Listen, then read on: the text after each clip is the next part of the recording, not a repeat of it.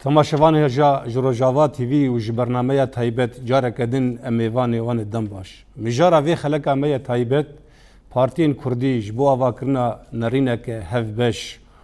و سیاسی لپینا چاره کرنا پرزگری کا کرد لسوریه اوان پارتیا چقاسی دکاری بو یک ریزی و یک هزیا خوی سیاسی بدن آوا کرن جبوم وی مجاره بهتر زلال بکن و بشویه کی برفره شیروه بکن نها میوان مل استودیو آماده برئیس طلال محمد سروکی پارتیا آشتیا کردستان و هروها برئیس جوان عبدالکریم سکو سکرتری گشتی پارتی دموکراتی کردستان رئیس و سلاوی ما جبو میوان مهنه سلاو رجبو سلاو رجب ما مسته امی جبات دست پی بکن ما مسته طلال روشا پارتین کردی لباکر و رجلاتی سوریه يعني بريقوم درباسي مجارة خبن روشا بارتيه مي كردي سياسي اللي باكو رجاتي سوريا هم شاوا روشاوان دنرخين او دخين يعني بيجومان ام بيجن روشان بارتين سياسي اي باكر رجلاتي سوريا يعني رجاواي كردستاني يعني بقشتي تفكرها سياسي كردي تفكرها سياسي كردي وهروهاجي تفكرها سياسي وكي هزن سياسي ايدن يعني ان بيكاتين عرب سرياني اشوري وبسوري بقشتي مكارن بيجن يعني حتى ايجو جدرفا وايجو تندردجي ادبم روشاوان جريداي بروشا كريزا سوري بقشتي يعني كريزا سوري دريش كرنا نشارة سر كرنا كريزا سوري نديتنك شارة سريك سياسي بو كريزا سوري ناكوكيه قول سر عرضي شيء من تشابك مصالحي هزن نافنتوي هزن هرميد منطقية يعني بيشكتن عسكري ودناف دجي ناكوكيه نافرا هزن هرمي وهزن نافنتوي دفام مسألين برجوان ديوان وبروجيوان ده هرمي باندورا إلى سر باوريا مد سر روشا بارتي سياسي جي تكره يعني روشا بارتي سياسي اللي بيجومان مكارن بيجن ده هرمي كتوك هرمي باكرو رجلات السوري نوك يعني كأي بارتين بناوي معارضة جدر يان بارتين إيه بناوي معارضة هندر يعني حتى بارتين إيه بسر بعض فكري داي جبر الجمع يعني فيك سيزا صلاش كريزا سوري لكي لك يعني شر تشكداري وبرخدانا هزي ماي عسكري الكيلك اي بروجا سياسي هتا فاكر او بروجا سياسي بناوي فان بارتي سياسي هتا فاكر از نافينا دي كمانو كي ريبه بلا خسر 2014 بارتي سياسي قريب رولا كي هندري في بروجا هني دي كارو خبات هر وهاجي مجلس سوريا ديمقراط مسدي جهات افاكرن او جي وكي بروجا كي سر خاكا سوريا سر پرچاكش خاكا سوري ام كار في جدابونه كي بروشا بارتي سياسي نوك بارتي سياسي ادن قريبو رولا كي بليزن لي بس دي ساجي ندوي استا كاري بارتيا دي براستي ادبم اوجي او اغو نگي استا اغو بارتي كاربن باندورا كي بر بليزن غريداي بنك ناكوكيا يعني ناكوكيا هذا براسيت دفرد خالق جرينج اني زمان يعني تدبيجي بارتي بويرولا اغي ام دخوازن دوی آستا هنید هینا ولو تفناگن پرزگریک جیکی یعنی سبب چیش بو چه نلگور آستا گوته خواستن پارتی کاری خود يعني قالك پرزگریک هنه یک جي بقوت يعني او تشابك نافبرا دوسين جوهاتن جريدان بدوسيا كريزا سوري اويا باندورا السر بارتي سياسي تكرن وكيدن بارتيين سياسي ايجو نكاريبون يعني او مجيه ديمقراطيه مجيه بروجاك سياسي يعني لفرق وك خاكا ام بيجن هريم ورجلات هريم باكر سوري يعني تمي بندي كسيج درفا بين كوبريارا كيش برو عم بستينن اويا غريداي بيجا برجوندين كسايتي وبرجوندي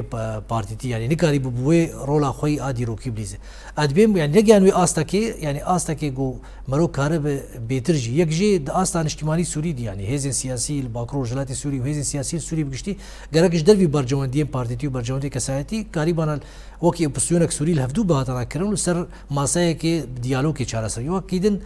ام بين بشي معارضه سوريه كردي او جي تدي بشن هنن كارو خبات اوان دناف ريفي بريد وكاريبون دناف ريفي بروجا سياسي وبشن هنن جي او جي دناف يعني سيا بروجا كي معارضه ت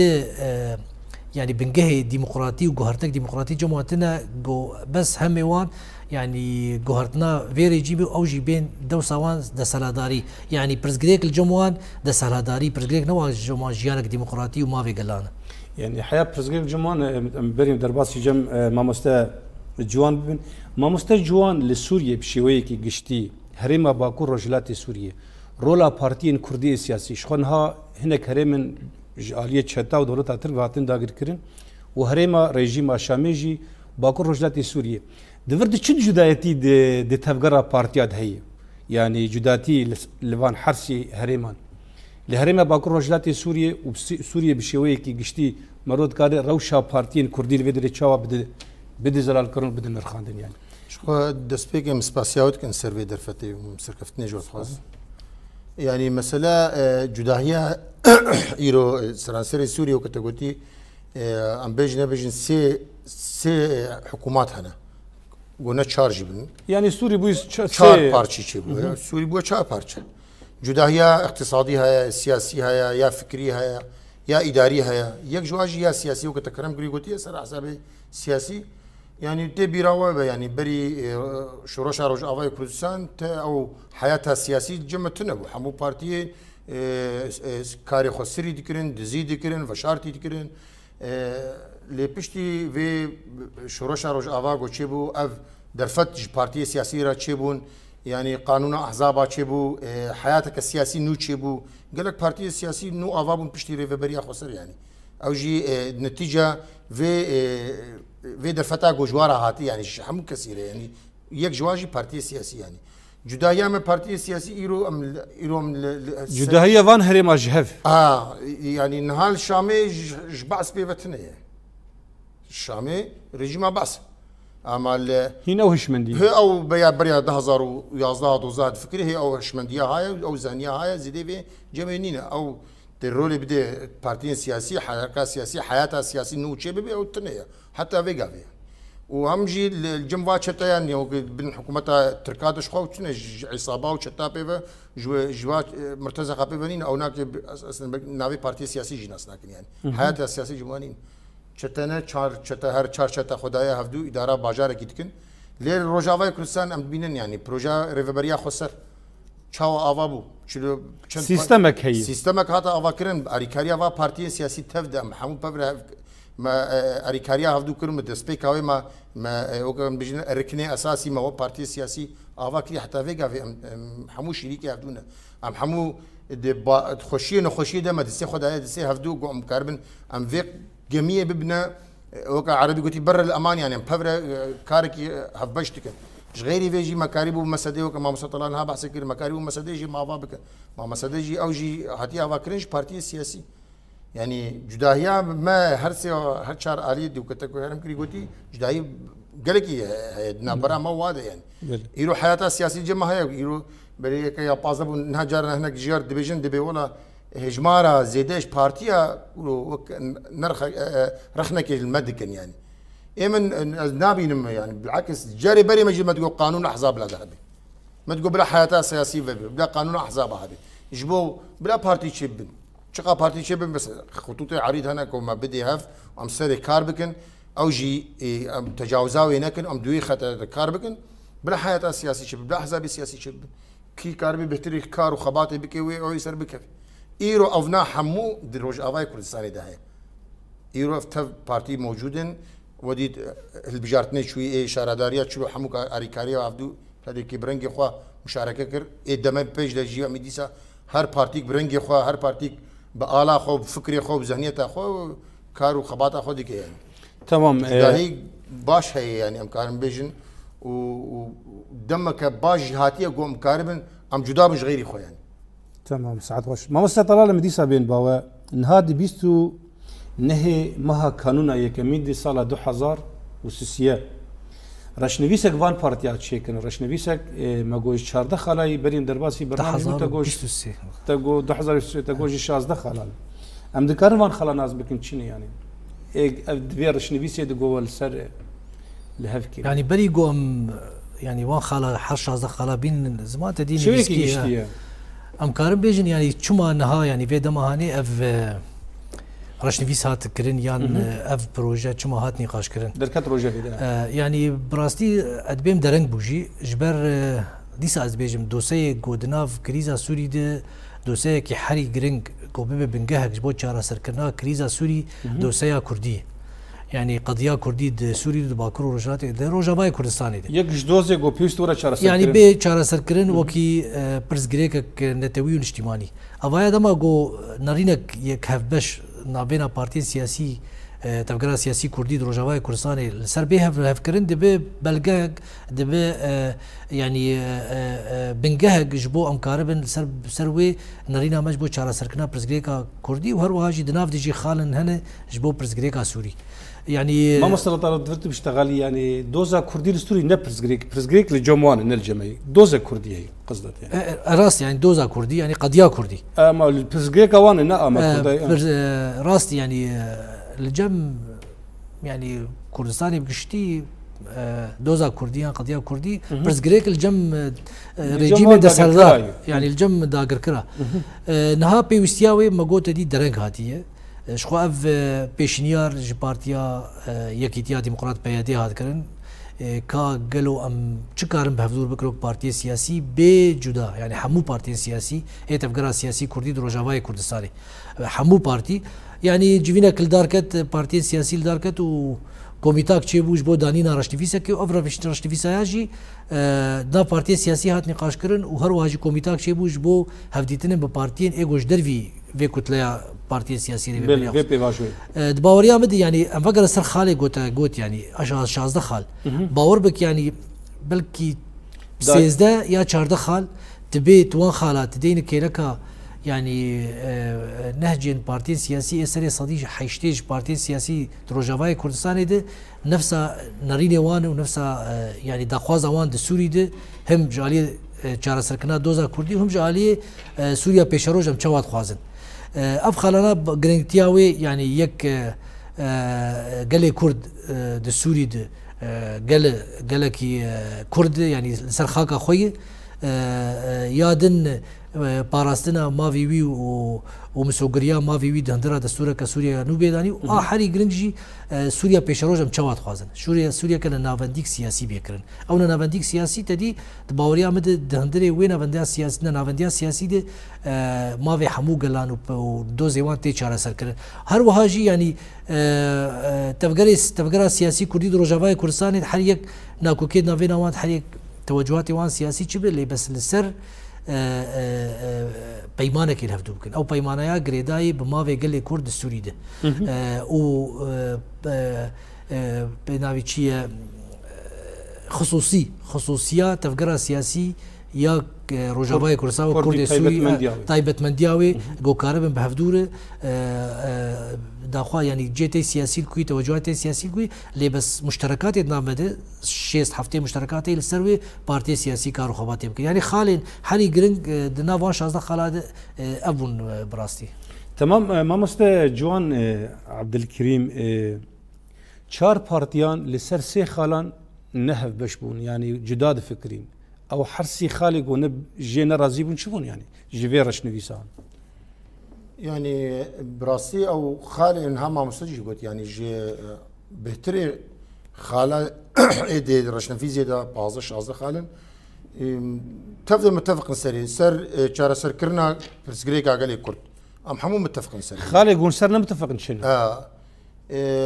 او سر مثلا قضيه لا مركزيه سياسي بلكي او نا بهتر سيرفي سكنيبون سر ريفابريا خسر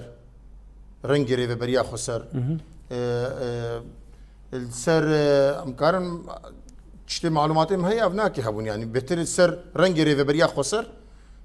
هبونا ریوبریا خسر رنگ خوی موجود های و سر بهتر سر لمرکزیه سیاسی ننافندیه سیاسی سوری او ناك بلكي ملاحظات واحد بهتر سر فيها هبون يعني اما بهتري خالي خوي ايدي تبع يعني تحمو من نظام داخليه بارتيه تبع ميزاني انه قال كرد كيا تشد خوازي جبو بيشروجا سوري كانو افا بي تشيا هم حمي نقاط حمي بارتيا وكا هفدونا يعني ملتك سر اخا خوش ياندكي اخا كديروكيا يا كردايا زمان كردا هيا ديروكا كردا هيا هبونا كردا هيا اف حمو موجود في موسيقى ده يعني بارتي سياسي كردي حمو سيرفي كاردكن زمان كردي بي زمان كي فرمي بيشروجي ده هبونا كردي چارسر ببي دستور سوري دا هبونا كردي اعتراف بالسرخاكا خويا يعني ريفبريا خوسر ايرو افاب و ريفبريكا حمو بارتي السياسي تي ايرو مشتركن كار وخباتك بردريج هاتي افاكرن نبه حساني ريفبرياتي خويا يعني اف نقاطها عم بيجن قالك مخابن يعني خلاف سرفا حموك انا بن يعني افهموا بري ام متفق السري اللي اختي قوم بخازن ام يكيتي ببن السري يكيتي قلتنا قلت خوش ام حموجي سر الجيره كيف خوش دبن يعني بس ناولوا نها ثانيه يعني كاجرتي خستن خباجرتي خستن يعني تضحيه جرتي خستن دمك وكان هذا جو ايرو ام جيان دكن ام دبينن روج افاي كردستان دور بيشكري جهوري دوري خوفا الشري ما تكرن جهوري دوري خوفا يعني جبا كورفا تركيا وجبا شورفا ريجيم ايران فيدي وهوري دوري ما وك غرا اريشي ما دكن امجي مكاربن في مجالها في درفتها جو ايرو جمر هاتي ام كاربن خرطب بكم ام بهتر نزيكي هفدو بمبراسيجي ام محتاج هيك يعني ما وك حركه سياسي كردي وخاصه ام كاربن وك بارتيجي ام ما قالك قاف في مساله دا افتنا قاف قالك يدريج ما افت يك ريزيك هبي يعني يك ريزيك سياسي جبت شهر سرقنا بيجي يك بارتي كي افاكن ام بيجي بلا يك ريزيك سياسي يعني بلا يك ريزيك بيجبو مالباطا كردي دانا هوا مالباطا كردي وكم كاربن سر خالن مشترك كانت ناف مدى ام كاربن سر وكار بكن يعني شما افي كتينا سر يعني بري نهاجي مديش قالك جارا ما خص ما جو هكا ام نكاربن ليفاغركا كردستاني پارچا آوا بکن هم کاربن لیوگرکا کردی سراسری روج آوای کردستان هم کاربن آوا بکن يعني بلكي ابنا يعني وقت قابك بجوي لیوگرا کردی را گوچه بی يعني ام هيفينا جو اف بارتي جو دعوه جواره شوي وكما مستطلال قلت يعني تف بارتي انا كسي دوش درفي انا كسي حمو هذا دعوه كس هيك امادنا بدفي بيفاجوي جما دري فكريه بارتي هندر باكور رجلات سوريا دي حما بعد حمو مدعونه هر كسي جو بخوازي كار وخباطه بكي دسي خو بخي دسي مدا قوم كاربن اللي فقرا كردي يعني دانا هذا كردي مالا كردي ما افا بكم چنا في بي ام كاربن دي كرم بكي دري فكريا وما بري جبريار دايا هر كسي وي دعو كرن هر كسي وي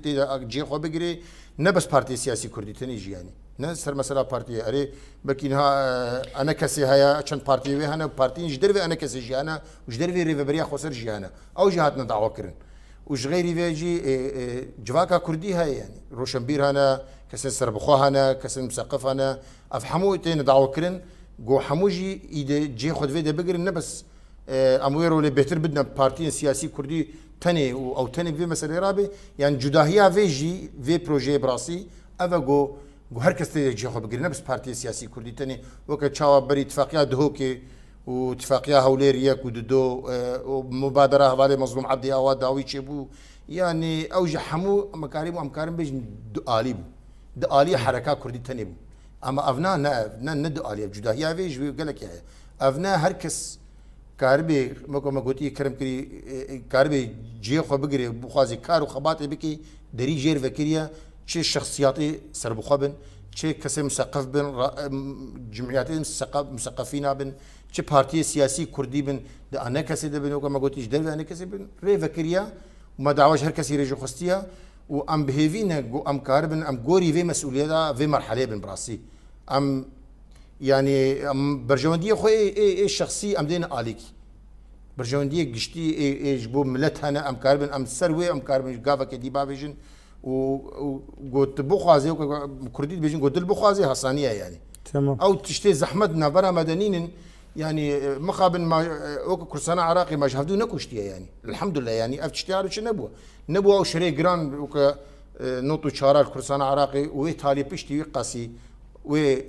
كشتني ويتالاني تالي هات نسي خاصنا دستي هفدوده وبروجا خبرنا سري وايرو كردستانك افابوا يعني خوشي نخوشياوي بهبونا ونهبوناوي راضي ونراضيبوناوي قال لك خالن بارك لي افابوا هيا جيريز واحتراميه ام بهيفينا جو امجي ديسا اب بارتي تفاجي جدرفا الريفبريا خسر ديسا ريفكريا دستي خو مخنا دستي هفدودو ام كاربن في بروجي ببنا سري جبو افناكي براسي جي ام بينن غافكا ديروكيا يعني جماعه كردي سوريا و ايرو روج افا غوتشي بي يعني تمام ما طلال بين جبته نها افتف قرا بارتين كردي سياسي لباكور روجلات سوريا مسدير كوي مسديجي بور كاركيولو دكه ريبيريا خسر اباكور سوريا او جيتي كلداري في بروجاوي يانا نها يعني جبو زلال كرني جبو زلال كرني مسدي وكي لا شكي نشتماني سوريا يعني دناف دو بارتي كرديه يعني بارتي سوريا هل وستوان شي دوي درباري يعني شوي كاريو يعني يعني تشتكي فرمي بمسادير نهاتي نقاش كرن جبر مقو مساديج قلق بيك هاتياتي يعني كسين سر بخو كرد بن عرب بن سريان بن هيزن سياسي اللي دين بن هيزن معارضات داخلي ومعارضات دربه يعني وكي سيوانكي نشتماني سوري معارضات سوريه دناف دي ونعاون نلسن اصلا باقول رجلاتي سوري فيتشي نها يعني ارماجا ما تشي جوي بيماني ارماجا ما جوي رشنفيسي يعني حطاج ما بين بارتي سياسي كردي دروجافاي كردستاني وسوري دي ام لسر ببن یکیتیا نرینه که جبو چاره سرکرنا دوزا کردی و هر واجی نرینه آمد پیشروش سوری ده سوریا پیشروش دناب مسئله ده باوری آمد یعنی لگور تکلیه ما به حوال بندی مره باوری آمد جبر جواندیا هزین سیاسی عربی و سریانی و آشوری جی هزین کردی ببینیک وقام جسبيك تقولي مجو هيزن كردي ليك سر نريني بتفقن ببلجهك وبالآليكار جبو شارع سركنا برزقريكا سوري هنا أنا خوازن كرد ببنيك جبو شارع جبو برزقريكا سوري دريج ببن يعني كريزا سوري أو يقولنا خوازن برزقريكا سوري بخد شارع سر بالضبط يعني خدي برجواندي إيجو باراستنا برجواندي وان بدريج كرنا كريزا سوري نشارة سركرني وقتام بيقلي كرد تبقى سياسي كردي بيكنا رينيفن وبب بنجهك جبو شارة سركرنا كريزا سوري جبرو ناخوازن وأصلاً شكل ناخوازن تبقى سياسي كردي ببنيك جحمو آليات سريد دجمني قلي كرد أما باوريا مد هوالبندي ما شركائي ما إدنا مسديد وإدنا بإدارة ده أو جي يعني لجور دانوسدنا مبوار أو كيف خوشن دبي أم گلکی بهیوینه و ام پشگرتن گو پارتی سیاسی دروجاوای کردستانی بیک هلوستی بر نرینه قوان چی بر دورد ما مستنها وق ام دزانن انا کسی ده همه جوینن چتین دولت ترک ده آماده بن يعني او جوینن گو چتی دولت ترک ده هرمن داگر کری ده چت کی انا کسی همه جوینن چتا آماده بن چما دوان جوینه ده آماده ناب ای کردی يعني باوريا من تشتكي في شرطي نماي يعني الدنيا قش بويه اوداك شوچك حركس زانه بيچد بوش يعني مساله تكنولوجيا يعني تدمال خدي اودا خدي زانه بيچيد به وتوجهات السياسيه هاتي ديار كرن يعني وكي انجمنا الشمالي كردي دناف دبن سيوانا ائتلاف دو ائتلاف امزان بكيف ريف دبو ائتلاف نافنداوي والسر يعني دبن باندورا سياستا كيجان دولتي كارو خباتي يعني دولتها تركي وائتلاف وهيزن چقدار اي چتا ايغو بيف غريداين اداتا كن دست دولتها تركي جبو بيكانيا سياستا ويدا غرغريد هريميده انا كسيجي يعني ما خابن يعني جسبيك دماغو وقتا غاوا دناف لاشكي سياسي سوري دبن برنگکی اشکره بیجن به تمام ایم پروژامش بو گلی کرد اوج بو دوزا کردی اوج هوا کرم کن و ناود بیجن تی به معفرینی رزگار کری مثلا کانی رزگار کری لی بس وکی هیزه کی کردی تشتکی کردی دوان هرمین ایگو بنت وک اود بیجن يعني به هاتی رزگار کرن عفرینی بسری کانی گریسی به فریمانا تشتکی کردی تی هی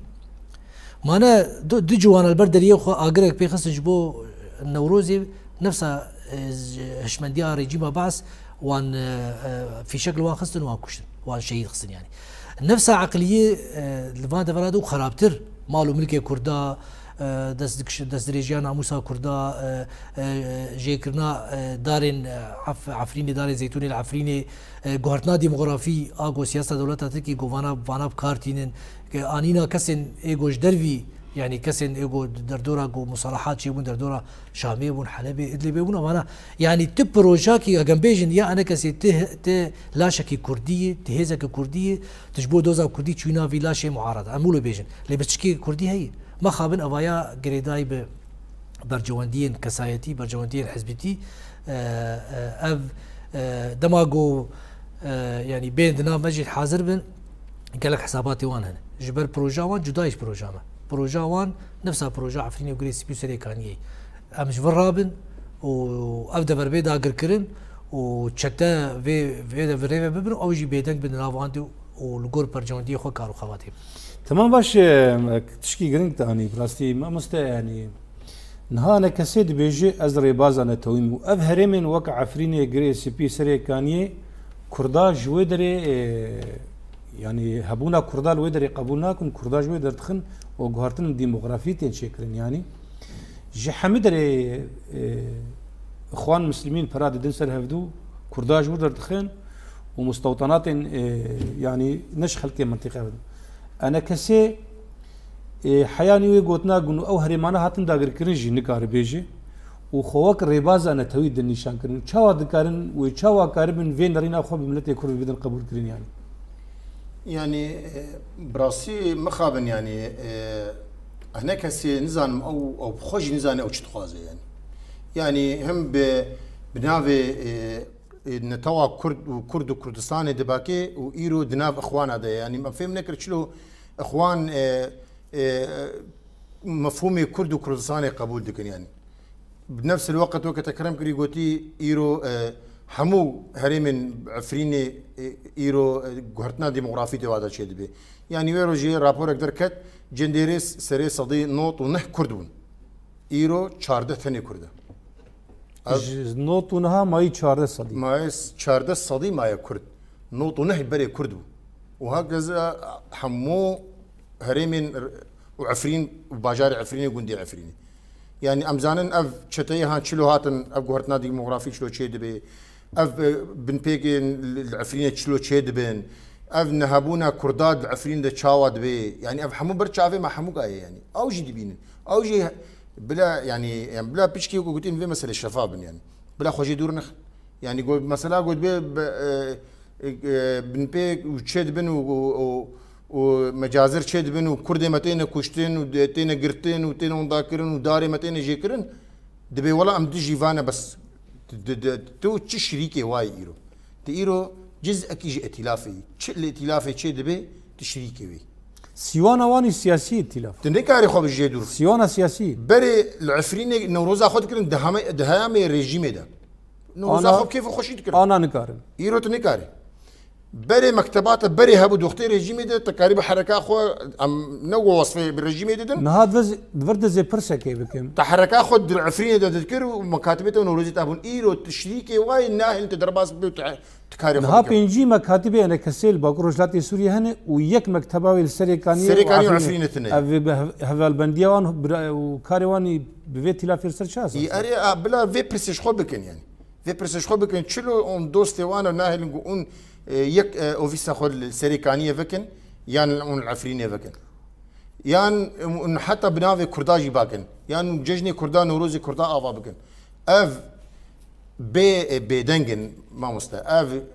تم بروجي واي كردو كردستاني تنن اف غوتنن تين غوتنن ملتي خوا هوالي خوا دوستي خوا بيت خابينن افتش نراستا ايغو امزانن ايرو ائتلاف تشاو اداره ويد بي شلو ريفبريا ويد بي دريا ميتي تركارا دريا استخبارات تركيرا برجوان دي دولتها ترك بيتين ني سوري ني كردي ني كسي او جي جبو بي شري قال كرد وريكرن شري كرد الكودي بن دولتها ترك فيزان قبول ناكي دبي ايرو واتشتيان وا ايرو ونزانن معلومات هنا يعني زانيارين هنا دبيجين او تشتين او مرتزقتي عفريني واي ايرو يشنا باشوري كردستان اريكاريا جيش تركي واتفاقيه من بغداد ركرن كوكارب اف تشتنا يعني برنا اذربيجاني برنا ليبيا ابن باشوري كردستان يجي مخابن اف انا كاسي تشاوت نافي دي كات حتى ايرو قزنج كريا جبو قال كرت دبيجي از ايرو دي ائتلاف دما وائتلاف غوري او دبيجن دبي لا شكي فرميه معترفه دوليا دولتها جو ائتلاف ممثله الشعب السوري الوحيده حتى فيغا في افده سالت نافده تشي قاف جمرانيه تشي قال كرد رانيه تشي وثيقه وثقان دي برين هاد قوتن تقوم ما تشتي مكارم الجمهوريه السوريه دركت او نفي كرن قوم ما نتفقين سلفي قوتنا نافي هي جمع جمهوريه عربيه سوريه وقتيت نيكاري اوفيسا خوفكي تي رنجي سوريا نوديني دنا في ائتلاف ده وقتيت نيكاري شاهيه وججني كردي نوروزا افابكي وتشيبكي تي كاربي بشروجا سوري دنا في ائتلاف ده ديني وتجزء جيبي وتشريك بنا ما مستعبنا ام حمو فيزانين يعني انا كسي ايرو مكاتب السرانسري روج افاي كردستاني هنا ديريكي هيا تربسبيه هيا عامودي والقام شلول حتى شاهي بس الجمع هفالبند ديوان اعترافي بمناكي الجمع هفالبند ديوا وشريكي وا ائتلافي دنا نكار مكتبك اخوفكن يعني از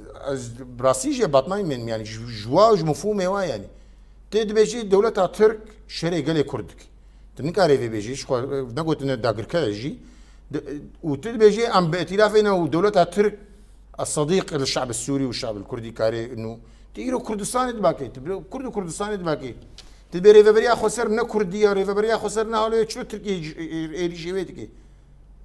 وتدبيجي اس كرد موس كردستاني ما وتركي تا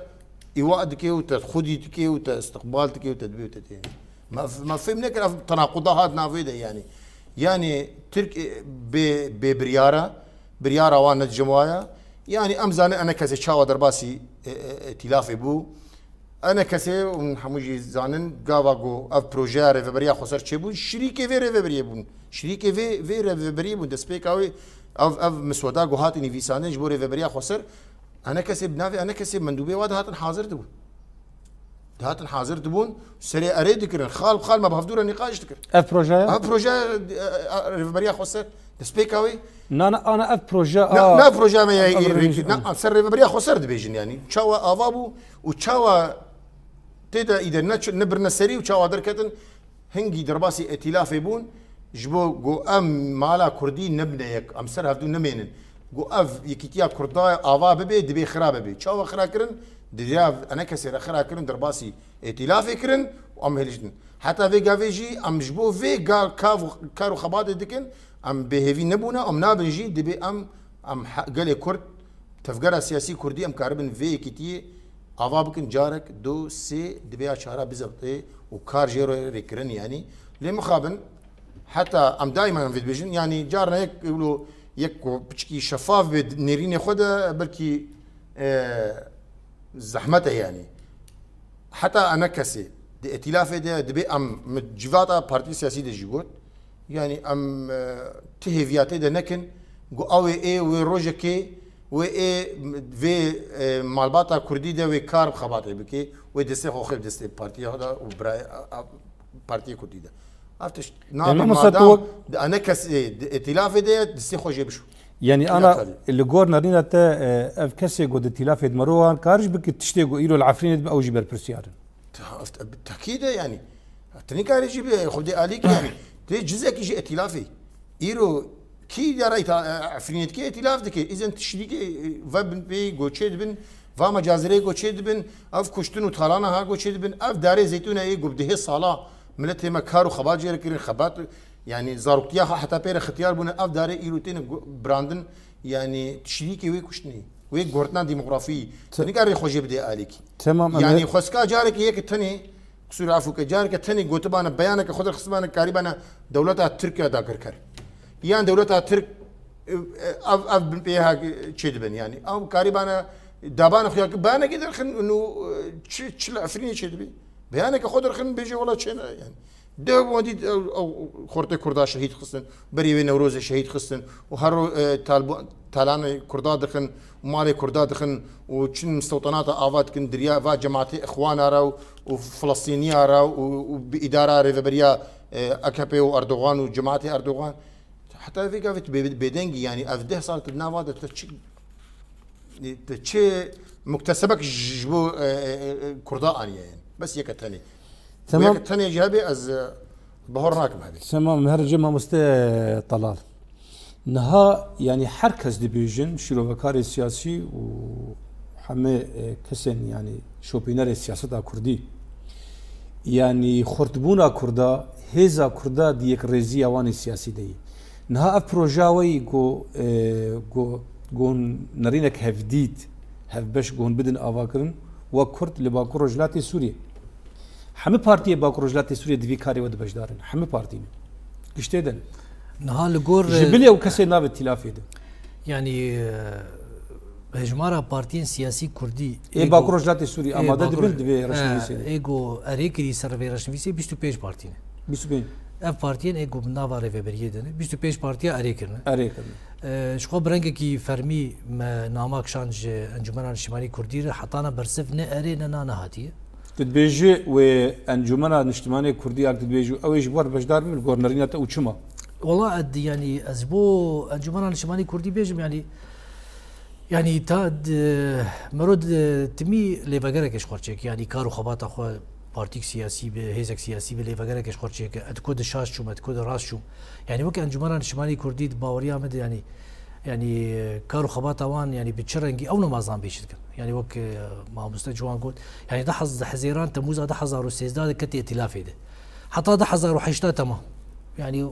ولو انه ائتلاف د برنامج خوي سياسي دي دخاله كشكرج بو دوزا كردي نكري ليه بس تدناف ائتلاف ده وتقول لا شكي نشتيماني لا شكي وطني معترف دوليا وادناف دمو وجبو رش روخاننا ريجيما باس وسوريا كديمقراطيه تمام حتى ده حزار وحجده بشتي جو عفريني هذا داغر كرن وبدستي تشتيا ايجو روانبونا ويج ائتلافيتي ايجو ائتلاف ايجو روابونا داغر كريا دولتها تركي دعفريني ده وده حزار ونوزاد د سريكانيه امي صالك دم بدون بشتي بصالك اوف كرياري جو هاتن كرن واف يعني باوريا مدي يعني انا كسهين نيفيرين يعني الخوفا قرن حبكي بيجن بكامه تشكري ما تشش كردار كري اف هرمين كردي ايغو هاتي داغر كري غورنا ديموغرافيتي تكر كرتيد نمانه سري صدي عفريني امنابي سري صدي صد لي بس نوتو حيش خوش كردن نها سري صدي 15 16 كرد نمان عفريني ده افايا انا كسيت بربر برسيار لي فاغركش خربكن ها درفت هاتي نها اف رشتفي سامه مجوار شاندي ما قلتي كرمكن يعني ام درفتك يدنوا ام بجنيفي ريهم كارن فاغرن كاورن نريني خبدن ام سيرفي بلقيل هفدوكن يعني افجي وقت بيتش بنجهك حسنيه تكرنكم هذول كارو خباتي بكن ما تجاري مريل بيشاو نقرتي ما تجاري ما نقولتي يعني هو نكردن يا هو نبارتي كردين ليه بس ليه فاغركش خورچيكن هو دكوت شاشو باوريا مد يعني قبرد انا كسيد فرد يعني حتى اف رشتفي سامجي يعني جو بفي رنجي جو تعاملي بيردكن ادبيم يعني هيفي وباوري بفي لا شيء سياسي كردي ما تكرن يعني بلا شك مري وكي سرطانه كدنا حركه كردي يعني قرق استئصال بكرن تمام وصل انها افكاري هوندكن دي بيشاروجي دي هوني هرن كونغريك يعني جواتك فرا كونفرنس جواتك برفرا شنو فيدي بكم يهون فيها شنو فيدي مرود كار بيجن كونغرانا توي روجافاي كردستان يعني بلكي تنافا كيلو لينك وكونغر بس بلكي كونفرانسك بنافي كونفرانسك كردي روجافاي كردستان جيفينك فرا بجبر نوي بارتي سياسي تاني حاضر يعني راست بارتي جو اريبك 20 بيج 26 27 بارتي جو ورن نونري بارتي سياسي دو بس 7 4 بيجن هجمار تقيس بقنصروان وكسي سربخبن نونري سازيا يعني قشتي وشخون ده من نونر يعني ادبيم يعني دست حب صدو بيجي حتى دسدي يعني دما لغور يعني آماده كريا قومجير كر يعني الجور هجمارة بارتي سياسي جو قاري كرن والجور ام هوالا يعني خلكي دعوه بكر بين شريكي في بروجي يعني كسر سرمخوا نفيسكار روشنبير انه نرين سازيه جواكا سيفيل انه نرين عشائره افقش بين اندام نايل ميفان بين اندام يعني سري صديق بينجي بارتي سياسي وسري صديق بينجي جواكي جواكا سيفيل جواكي افقش نافيد بتفكر سياسي كردي روجافاي كردستان ده قوا قول سرفي بلكي وكي هاجي بنرينا كي جداد وي كونفرانسي بده دما قوم كش بي مقتنع بده او نرين ويتيك بلقيده ابلقا ما حطانا سجاره ما تعديل كريه لقول حف جفينا مالدار خصم دي جفينا روشنبير ونفيسكار القامشلو هروها جفينك الديريكي ياكل دربيسي ياكل عامودي ياكل حسكي ياكل كوباني ناريني جوهات وبيشنيالي جوهات سجاره ما ابلقا تعديل كر جبر جانا مروت شتاج بيردك جانا كسي روشنبير كسي ديروكناس تشنتي جوتن مرو دستينو مرو يعني تعديل لك نهاد في صاله نود دي جيفين او اتشيبونه وقت جيفين حين هاجبو شيء نبر دوام يعني براستيم جيفينا حري دايا حفطه ملكوباني خلاص كر ام هاتن بشتي بروكي ججنا قرباني هات نهاجي يعني قرق دوار روجي بيج دي يعني اف بارتي جو اري كرنه ام جيفينا كجوال دارخن ام تكميل بدن ام نارينا بستينن وبريار فان بارتي سياسي قوا دوم ام تشكل بريار بارتي سياسي بجبر امو كوميتا ام نكارن بريار كل برام بستين باش ما مست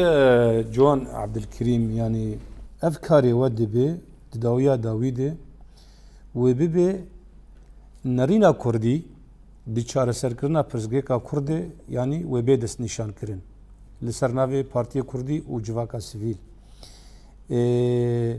افکاری و هنکی یعنی براستی کاری که لسر آستا کردی کاری که پیروز باشه نبدرنگی کت افکاری ولا يعني تدرنجاوي ندرن غير كرد جعول دنرين اكواني هفش دي دربار شارع سركرنا برزغيكا كرد دي هندري سوري دهبا بله وچقاسي هفريزيا وبريبريا خسر ابا كروجلات سوريا راي دي دربار يعني شخو دسبيك دنا قلت خود جما قلت ما قبچكي درن كت يعني ام ما برين هاما قالك غاف ابتا يعني هو نكر نافي كونغران تويل يمكن روجاوا اونا دميني وقت مؤتمرين اندامي حاضر ببن جواتا فرح شي بب حاضر ببن اي شاخي چناوی خودکن دری وکریه یعنی ای که تصویتی ده وقتی گو اره کنگر به جواکا برفرح به اجتماع کنفرانس به یعنی وی چاخی دور دیده او جه بریاره و جه بریاره اره اونا چتین ها هاتی کاری هاتی کرن رش نفیسه کاتی نفیساندن هر کار تچاو بکه دبی چتکی تها به کو سرون کار بکه یعنی اونا تالیا ماتالی نه گرتیه و اف وکریه سب گورتن ته چبن دیجار سه جار هاتیه گورتن و دیزه هیچ گورتن یعنی کار پاش کتی گلکی اخیریه لی ام دیسا ام نها بگن چطور ام سبب بگن يعني ترانسكر چاوا يعني برينها قالك قافي حال وافت نهت نسري نشو سري يعني مقابل نتيجه قالك اسباب جدرفه واجندات جدرفه ودست جدرفه اما ام بارتي سياسي كردي مقابل ام هاري كيف بجهه كيف قريدايه يعني اف دهيريغو استنجي تشي ببن ونشي سري مثلا اما مثلا جو صبا افاب بي وقت كرم كري قلتي انه جهه هر كسي جهه يعني بارتي سياسي كردي ام جير امدنا تشنافي الخبدك انه كنت قلتي او ناد مني مثلا مني مثلا كونغر يعني انا هم كان تشنافي اللي كم بيجي الكونفرنس يعني كونغري نتوي كردي روج افا نا او نافتنا يعني اف جواتك برفرها هر كس تجي خود گري في جاري ديسان بيجن تايبتياوي نا نبس بارتي سياسي كردي تنينا جواكا كرديه جواكا سيفيلا مثقفين شخصيات تبدا يجي خوتي ده بقرن يعني نزيكي دصد انسان بتر ويت قاعكه وي جهنا هفدوي جواتك اخو و شخورس ام كرد كينا ام تشد خوازن صبا ام كينا يعني ما في ماتشيا نارينا و حموين قرتن وين وتدا او جوات يدوي بريار بدي ويشنا في خبك اما از يك وك شخص وك بارديجي امبيرنا قبيبه جهه اللي فقرها كردي روج افاي كردستان وكما قلت اللي فقرها كردي كردستاني تنا يم مقابل ليه افلاك نزحمته يعني نزحمته يعني شاوا مثلا دائما بيجن يكيتيا مالباتا كردي هدم ام دخوازن يكيتي ام بيجن يكيتي تشبوي يعني اي وقتی گو 25 پارتی سیاسی کردی روج آوای کردستان دو دریوبریا خو سر د کار او خباته خو دکن هم اف یکیتیا کردیه يعني هکذا سه پارتی ما بینش درفه او پارتی حاضر نبره او مشکله وای مسئله وای يعني وي کار و پروژه وي هر چی سری يعني باش ساعت خوش ما مصب دقائق ان وقتها ما قلتنا داوي تجمر بيج دفرد شخو امجي وقت تلفزيون روج آوا ام في كاريوا دم بدم برنامج تايبد بشوبين نرينا يعني دفي درباري بشوي كي تخواز شي بيجي داويا برنامج ده معني ديسا زد بيجم درفد يعني جمره وك قال كرد وقت فقرا سياسي كردي قوم كاربن سر رشنفيسه كيا سر بلغك بب بنجهك يعني بب بيمانك جبو بيشاروجي ده دما جو ديالوج بكرنج بو مساله دوزا كردي بلغامه جاهز حاضر قام سر ديالوج كيف تمام سلافريج بوا طلال محمد سروكي بارتي اشتيا كردستان يقلك سلاش بو تكتبو ميفانيما وهروها بريز جوان عبد الكريم سكو سكرتاري قشتي بارتي ديمقراطي كردستان از قلك ديسا وسبازكم بون بميفانا برنامج تايبت تماشوان الهجال ويدم قشتن داوية برنامج اخو حتى برنامج كدن بمن خير وخشيده دم باش